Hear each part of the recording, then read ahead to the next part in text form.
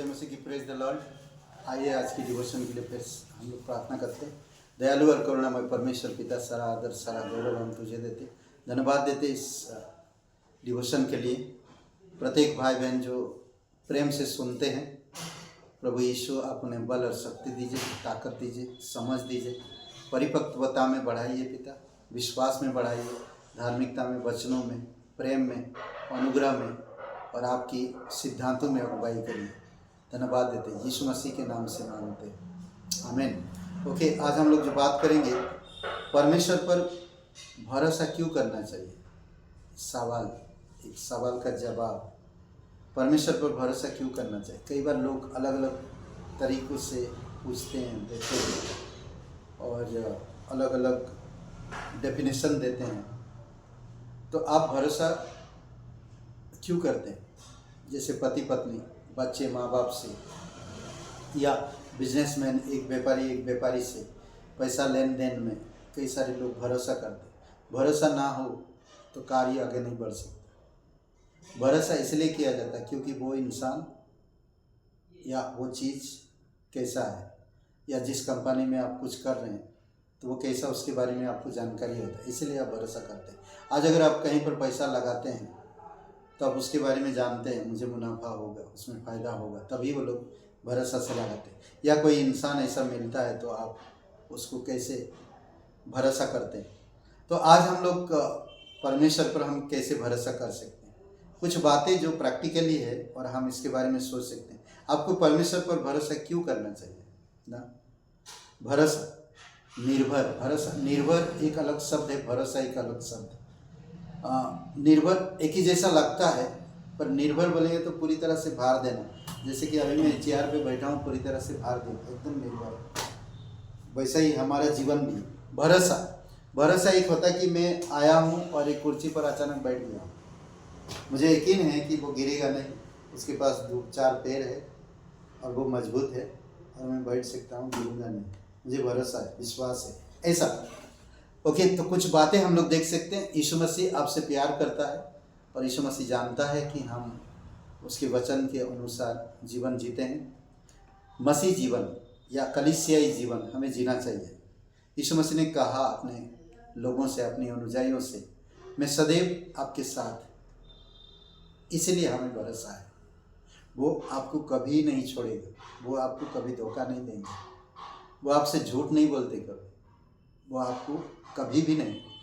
आप बोलते ना कि कभी कभी नहीं आप जाओ मुझसे, मैं अभी तकलीफ में अकेले नहीं, वो हमेशा आपके साथ है, वो हमेशा रहेगा आपके साथ। आप देखेंगे चेले लोग जब यीशु मसीह क्रूस पर चढ़ाया गया, कब्र में रखा गया, तो चेले लोग, पतरस ने क्या कहा, चलो मछली पकड़ने चलते हैं, मैं वापस जा रहा हूँ।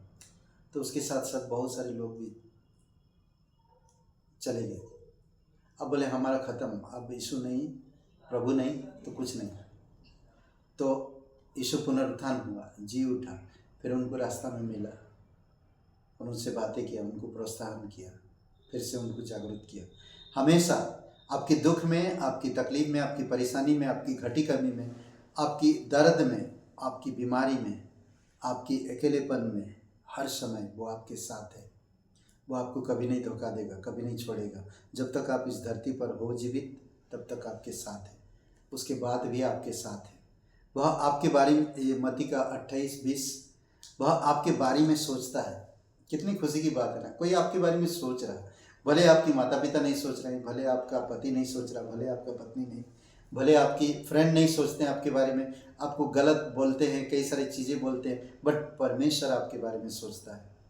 सोचिए, भजन संहिता 139 और वचन 17 में और पहला पत्रस 5:8 में वो आप पर ध्यान देता, आपके बारे में सोचता, आप विचार करता है। और निर्गमन का 14:14 में वो आपकी ओर से लड़ता है, इसलिए हमें उस पर भरोसा है। वो मुझे लड़ने नहीं देता, वो मेरी ओर से लड़ता है। आध्यात्मिक लड़ाई ना, वो मेरी ओर से लड़ता है। निर्गमन 14:14 में वह आपको नाम से जानता है। हम उन लोगों पर भरोसा करते हैं जिन लोग हमारे नाम तक जानते हैं, हमारे विषय में अच्छी तरह से जानकारी रखते हैं। हमारे माता पिता, हमारे भाई बहन, उन पर हम आंख बंद के भरोसा करते हैं। तो उसी प्रकार हमारे परमेश्वर हमारा नाम लेकर जानता है, इसलिए हमें भरोसा करना चाहिए। Isaiah 43 और वचन 1 में अद्भुत है ना, ये कितनी अद्भुत बातें हैं भरोसा रखने के लिए। वह तुम्हारा शरण स्थान है, वो एक हमारा जगह है जो हम कुछ भी हो, दर्द में, तकलीफ में, निराशा में, थकान में हम आ सकते हैं और अपने घर में आराम कर सकते हैं, और वही हमारा शरण स्थान। भजन संहिता 62 और वचन 8 में उसके पास आपके लिए मकसद है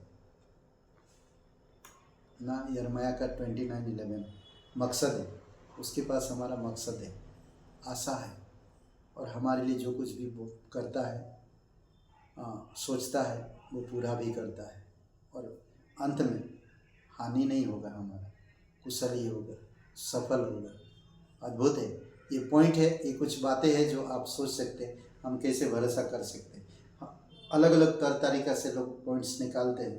परमेश्वर हमारा साथ देता हमेशा, इसलिए हम भरोसा करते हैं। परमेश्वर हमारे बारे में सोचता है, इसलिए हम उस पर भरोसा करते हैं। परमेश्वर हमारी ओर से लड़ता है, इसलिए हम भरोसा करते हैं। परमेश्वर आपको नाम से जानता है, इसलिए हम भरोसा करते हैं। वह हमारा शरण स्थान, इसलिए हम भरोसा करते हैं। उसके पास हमारे लिए मकसद है, इसलिए हम भरोसा करते हैं। आमीन। आइए प्रार्थना करते हैं। जीवित और पराक्रमी परमेश्वर, सारा आदर, सारा गौरव हम तुझे देते, धन्यवाद देते। प्रत्येक भाई बहनों को अभिषेक करो, तेरी दया और कृपा के अनुसार अगुवाई करो। राजाओं का राजा, प्रभु का प्रभु, सर्वशक्तिमान परमेश्वर, दयालु और करुणामय परमेश्वर, धन्यवाद देते हैं। यीशु नासरी के नाम से मांगते हैं, आमीन। ब्रदर एंड सिस्टर, सबको जय मसीह की। Praise the Lord. शुभ दिन आपका। लाइक करिए, कमेंट करिए, शेयर करिए। बहुत बहुत धन्यवाद।